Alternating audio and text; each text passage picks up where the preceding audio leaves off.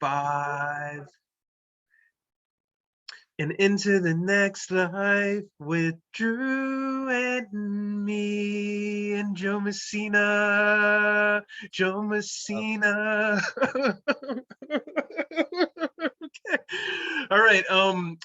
Welcome to the Drew and Me podcast, where we talk about movies, we talk about music, we do sketches, and then we talk about anything else we want to talk about. We talk about everything, and today we're joined by a very special guest from Boston, Massachusetts, Joe Messina. Yo, thanks for having me, man.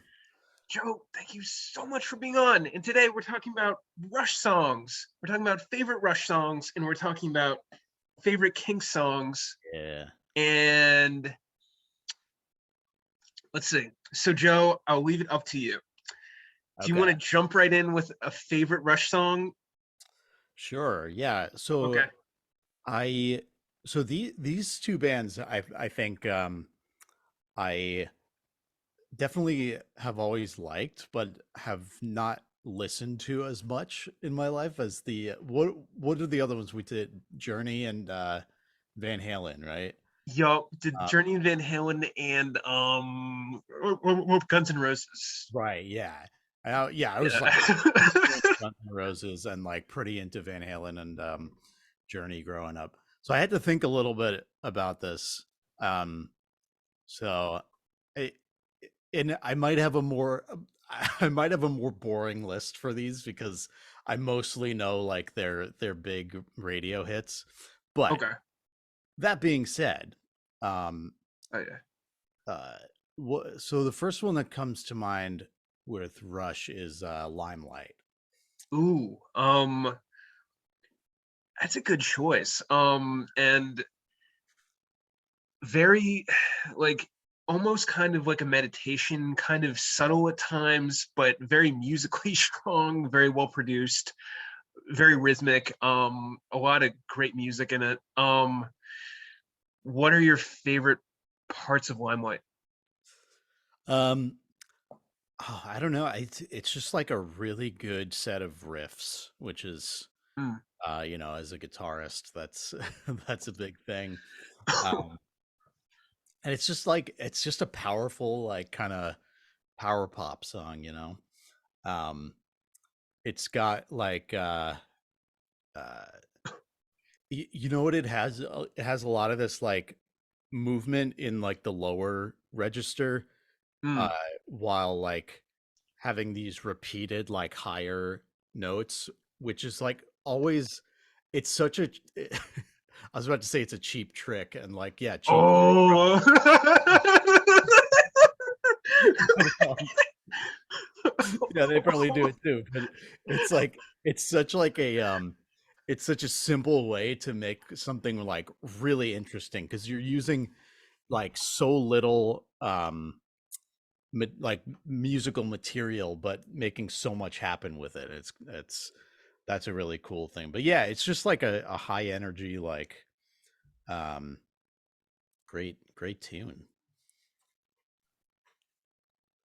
Yeah. And it's a song that you have to listen to a few times. Like it doesn't necessarily get you right away. Yeah. Um, Yeah, you could definitely miss like a lot of what's happening there if you yeah. don't. And like even with Rush in general, like like we can't talk about Rush without talking about Neil Peart because Neil Peart is the most renowned, legendary drummer of all time. And like for whatever reason, I don't even like pick up on like the drums in Rush, but like mm, maybe they're really different from the drums I grew up on, which were kind of like big banging drums and like grunge music. Yeah. So I grew up on like the grunge drums. So maybe I just don't know to listen to kind of what you were talking about, like the power pump and like the power pop and kind of the power rock kind of uh and kind of like the real 80s type Yeah. drums because they're different from grunge drums. Yeah. Um, Yeah, the definitely. the style's different. Uh, Yeah, it's very it's sort of a busy um style, right? Like this mm. they just do a whole lot. So it's not as much of the like bass and snare smashing you in the face over and which I love that too. Um I love, like Poison and Twisted Sister and stuff too. Nice, Um, nice. but Oh yeah, yeah. but Poison is really good stuff. yeah, also 80s, but yeah, like really kind of a different, like I mentioned Cheap Trick, and they I think have like a similar thing to Rush where like there's a lot going on in the drums if you really listen to it. Um but yeah, it is sort of like it's almost like in a more subtle way because then if you go to like a more modern like wild drummer like Travis Barker from Blink 182. Yeah, Like yeah, he does so much stuff on the drums, but you notice like yeah. there's no way to miss it. Um, yeah. Uh, But yeah, the obviously like Neil Peart is everyone's kind of go to like the greatest drummer, but the other two are like insanely talented too. The guitar and Geddy Lee are like really talented. mm, um, yeah. I agree. Yeah, just like musically, it's really like impressive. Would you consider Rush to be prog rock? Yeah, I had heard that genre like attributed to them. Um but again, like I mostly knew their like really popular like radio hits. Yeah. When I was preparing for this, I was listening to 2112, which I had never listened to. Again, like I knew some of their songs and stuff, but 2112 is supposed to be like the like, you know, uh standout record for them.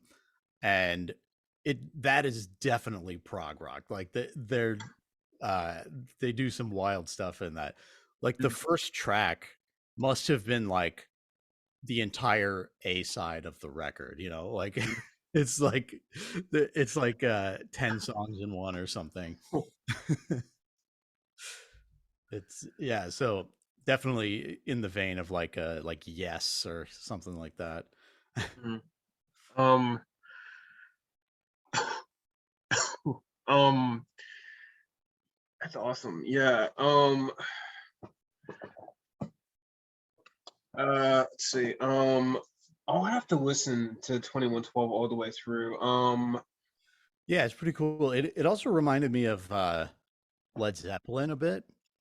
Yeah, Um, yeah, it almost had the vibes of like a uh you ever hear the song remains the same, yeah, yeah, like yeah. like that kind of thing, where Led Zeppelin I guess sort of had like a prog rock ish phase. Mm, They were doing stuff like that and like I don't know, 10 years gone and these sort of that's epic. so good. Oh man, I love that song so much. um But yeah, I Yeah. never really like I had never really made that connection. I listened to Led Zeppelin so much, but never like Okay. did the deep dive on Rush. So Yeah. I'll definitely make comparisons to Led Zeppelin 4 and Houses of the Holy. Like you're saying, 10 Years Gone, I think is actually from Physical Graffiti. Yeah. 10 Years Gone from Physical Graffiti. Um, and there's a lot of similarities between Rush and Led Zeppelin 4. Like that whole album, like like like when the Yeah, levee breaks and like going to California yeah, and of course Stairway to Heaven. Like yeah. in all of those you can see kind of influences. I would say probably going to California has like um probably the most similarities to Rush. Like I'd say that was probably a pretty big influence Yeah, yeah, I can see that. on them. Uh yeah. It's cool. And is Where the Hills and Far Away, is that on Led Zeppelin 4 too? Or no, I Um, think it's from a different one. yeah, I'm checking it now. The Led Awesome. Zeppelin was a band that I listened to a lot, but I also um kind of started with like compilation albums, so I Nice, kind of nice. forget like what's on what album. Uh, Yeah. Um Physical and Graffiti and House of the Holy are pretty similar. Those are the two I confuse. Led Zeppelin 4 is pretty distinct. Uh, it's a pretty distinct album, and uh, I think it's widely considered their best album, um, or their most prolific. Which hmm, it's good, and you can listen to it like multiple times. For me, Houses of the Holy is my favorite because I really like Dancing Days. Um, um, um, but for Zeppelin, yeah, I started with Mothership. It was an album that my dad got, and I really liked listening to it. nice. And it covered a lot of different songs and was kind of a really good collection. Uh, um, do you have a favorite Led Zeppelin album, or was there a compilation that you really liked? The compilations I started with were there was like early days and latter days were like the Okay. two discs. Um, so that yeah, that's like where I learned about a bunch of their music, and then uh, Led Zeppelin 3 actually ended up being my favorite album. Oh, really? Yeah, Okay. I think because there's a couple of like just really good rock songs on that album, like Celebration Day. Uh, Okay. that's like a Journey song or something, or like it could be a Rush song even. Um, just like really wailing guitar solos and it's great. Um, oh yeah, but the thing that I really love about that album is like uh they use all these weird tunings and stuff for the guitar. Um, and yeah, there's just some really cool because I had probably been learning guitar for a couple of years at that point, and then like when I figured out that like he like tuned the guitar in like these crazy ways on some of the songs, I was like, you can do that?" Like this is like a totally different world available to you on the guitar outside of like the normal chords and stuff. um so yeah, there's a song called Friend.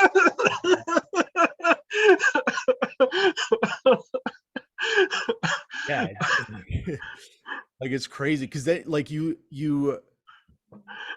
especially when you like when you're into writing songs and stuff too, like you start writing stuff in standard tuning, and then you like learn songs in these weird tunings, and then you go like, I could write something in this tuning, and you just start like trying weird stuff. um but yeah, there's this song called Friends on that album, that's just so strange. It's just, it's like you would like if they had had like a modern like pop producer or something working with them, they would have been like, guys, you cannot put this on an album. Like, what the fuck is wrong with you? Like, this is just the weirdest, stupidest song, but it's so cool. Um, and it's got like a string quartet and just really weird. chords and stuff. Um, Oh my. so yeah, that album was just like weird in a way that like really uh really hit for me. Um, Nice. but yeah, Zeppelin 4, now that I've reminded myself the songs that are on it, I really like this album too. Um, awesome. And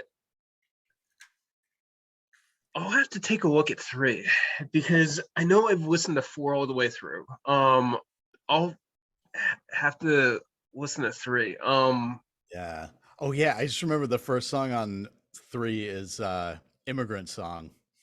That Yeah. song is amazing. Oh, like that's probably one of the best songs ever written. Like that song is incredible.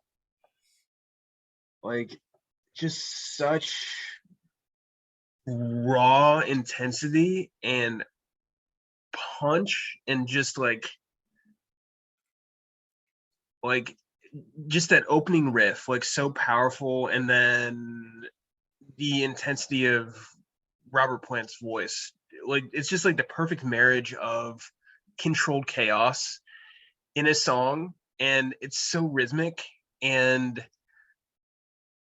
subconsciously I think I'm also thinking they used it in School Rock, which was so cool. So okay. Just think about that, yeah.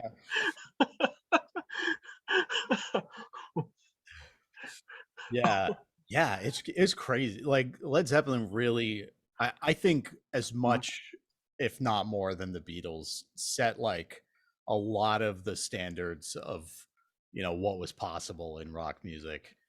Uh Cause yeah, I don't know. Like I remember because my dad is a diehard Beatles fan, and I am too. Yeah. Like Beatles are the Oh Beatles, but yeah. like Oh, oh, when I oh, was oh yeah. getting really into Led Zeppelin, my dad was like he said something about like, yeah, Zeppelin's good, but they're it's all like the heavy stuff. It's all like really heavy. And I was like, I mean, most of it, like, yeah, which is funny because it wasn't like the new music for the kids or something. It was still like 40 years old when I was when I was starting to listen to it.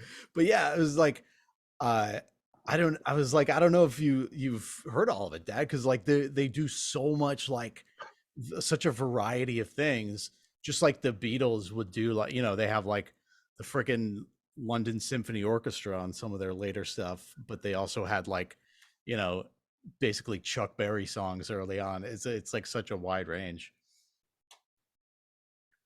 Nice. That's awesome. Yeah. That's incredible. Yeah. You know, like I'd say like definitely Zeppelin and Beatles are considered like two of the greatest rock bands ever. Like Yeah. probably it is it like if there was an all-time list of greatest rock bands, I'd say Beatles and Zeppelin are like one or two interchangeably. So Uh, um do you think there's like a an 80s equivalent? uh 90s, I'd say probably Nirvana is like the oh standout. definitely. Oh definitely.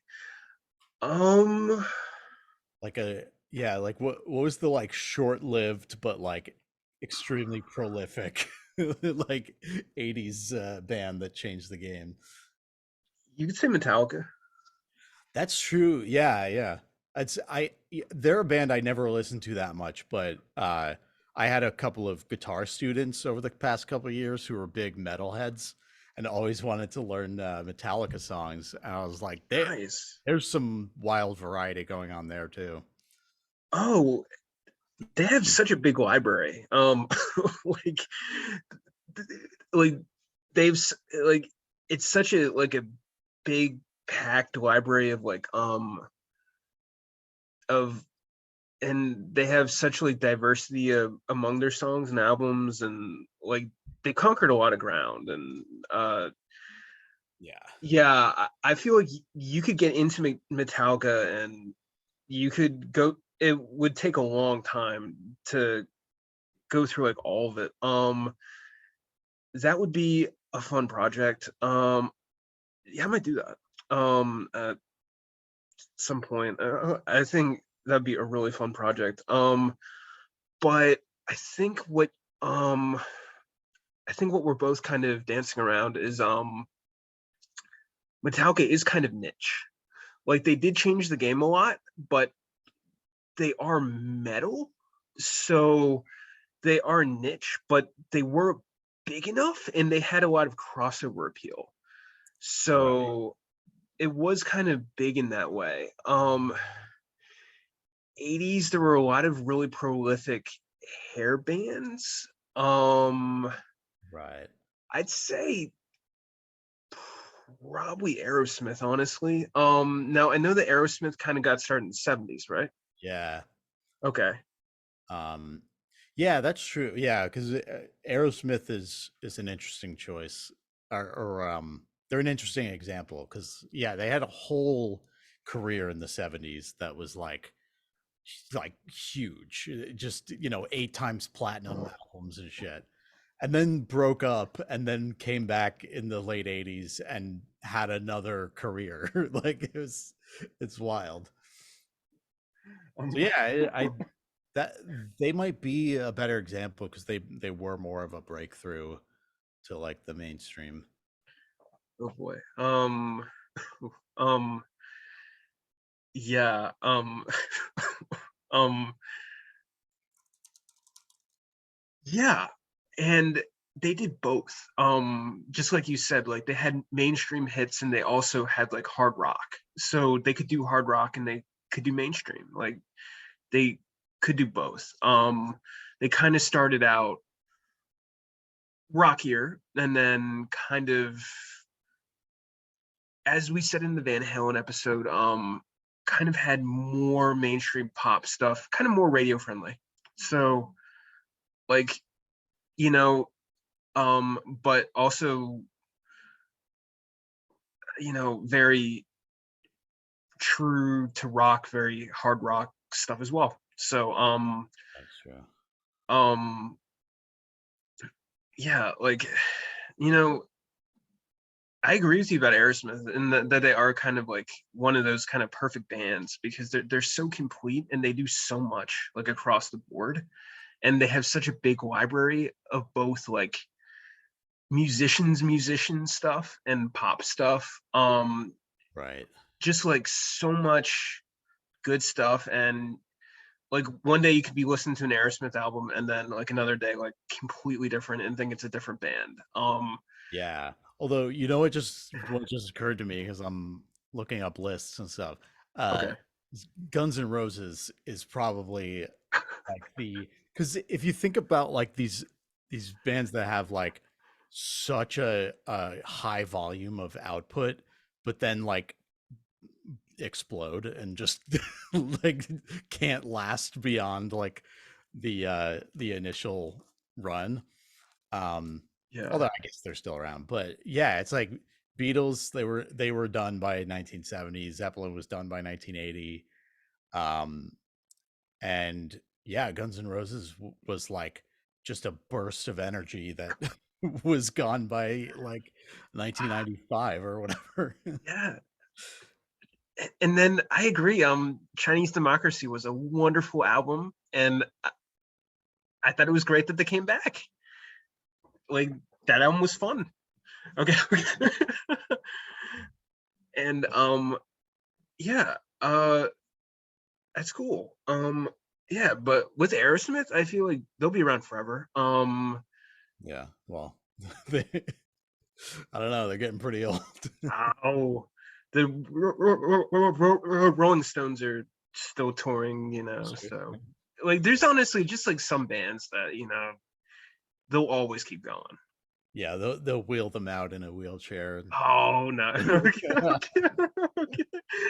No, no, no. Yeah, but like there's just some like they just always keep going. Like Yeah, it's unbelievable and they're so innovative too. And just like you're saying, like they change and evolve. Like the music changes, they write new stuff. Sometimes session musicians change, but usually touring musicians are usually the same. they might add a few people because that's just what bands do when they tour and when they play in session. They just add new people. Like that's just what happens. But Yeah, they yeah, usually, but uh, Rolling Stones and Aerosmith have pretty much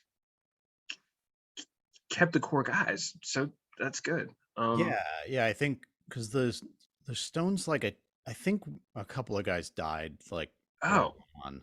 uh, Um, John Paul Jones is, or he's, that's Led Zeppelin. yeah, yeah, you're right. I Uh, I'm confused those. I'm sorry. Okay. isn't there? I think there's a Brian Jones, or is that someone else? Ooh, I'm not sure. Thinking of. Uh, there's, I don't know. There was someone who died early on in the Stones, but yeah, there's like at least like You're right. You're right about that. It's sad. No, it's really sad.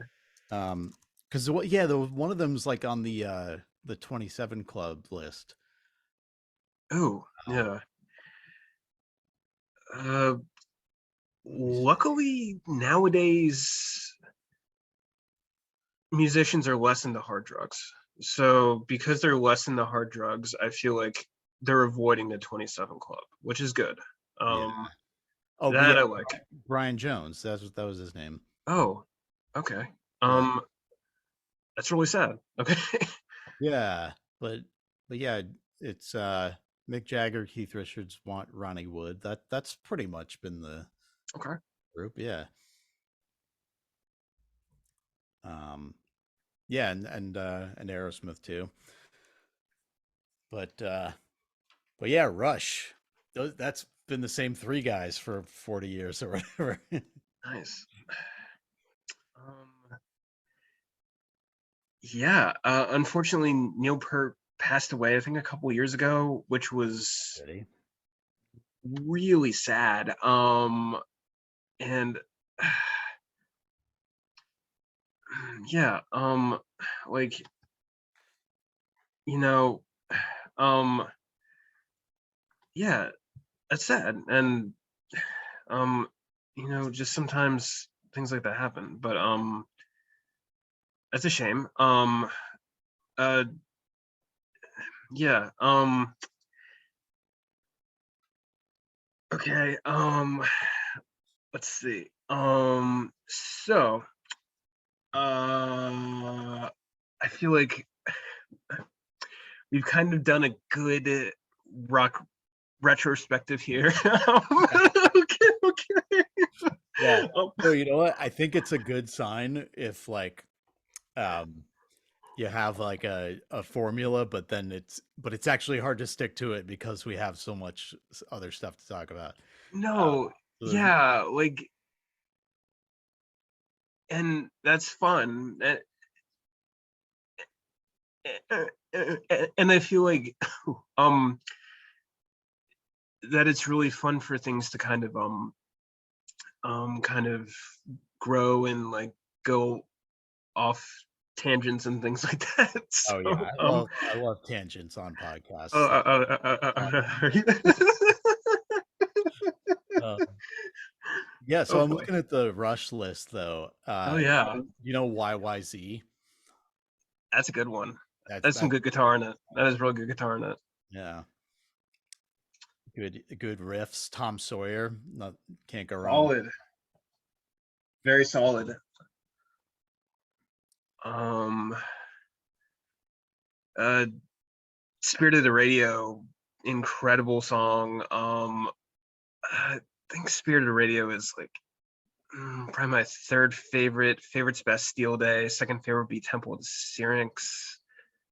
Um, Temple of the Syrinx, such a strong chorus, and Geddy Lee, like he really goes for it with that chorus. Like that chorus is just like metal. Yeah, his Like range is pretty crazy. I don't know how low he goes, but he can go really high. yeah, yeah, and definitely like a precursor to like the darkness and like kind of Oh, rock bands like that, like just kind of really kind of paved the way for that. So that's all. Yeah, like honestly, like listen to Template Series, I'm like, oh man, that song's amazing. Okay. um, yeah. No, Tom Sawyer is excellent, and I feel like that's another one like Limelight that needs a few listens, like because it gets better every time you listen to it, or it gets different. um, like in hearing it, I kind of pick up on like different notes and things like that, and kind of different parts of the song. But no, just like we've said about Rush, like very talented musicians, very good music, excellent guitar, excellent drums, excellent vocal. The synth is great. The keyboard is excellent. It's excellently produced music. Yeah. Like Rush is well produced. Um, Yeah. um, yeah, and very similar to Yes and Led Zeppelin in that very well put together music, very well produced. Uh, and progressive. Yeah. Okay. Is Let's see. So we are running out of time. So I Oh, guess we can kind of like speed round the Kinks really quickly, even though I think the Kinks deserves more time. So maybe we could pick that up at a later episode, yeah. maybe Yeah, we next month or something. So uh, because the Kinks is fun and it really deserves a lot of care. Are there any more Rush songs that we haven't talked about that you want to talk about? Um, the last two that come to mind for me are Fly By Night and Closer Good, to the Heart. good choice. Yeah, It those are is. the two that I know pretty well. Um, yeah, just I love like good pop songs, and they they certainly knew how to do that. Ugh. But yeah, the Kinks. Um, they're another band that like when I think about it, I don't know, like I actually don't know that many of their songs. But like Lola's a great song.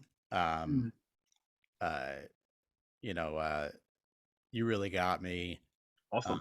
also has really good cover by Van Halen. Um Yeah. Oh, yeah. uh oh what's the Christmas song? Uh Father Christmas. Is that what it's called? What? Wait, the Kinks is a Christmas song? Yeah, yeah. What? What? Okay. Um, That's a great one. I think it's the Kinks. you have to check that out. Nice. You have to check that out. Yeah, I think it's about Awesome. like it's about like little rich boys like beating up Santa and robbing him. Oh Yes, no. that's a good one. I love Christmas parodies. I don't know what it is, but uh like The Night Santa Went Crazy by Weird Al. That's a great one. Oh wow. Okay. That just gets me. Um and what else? I don't know if I had another one. But yeah, well respected man, that's a good one. Yeah.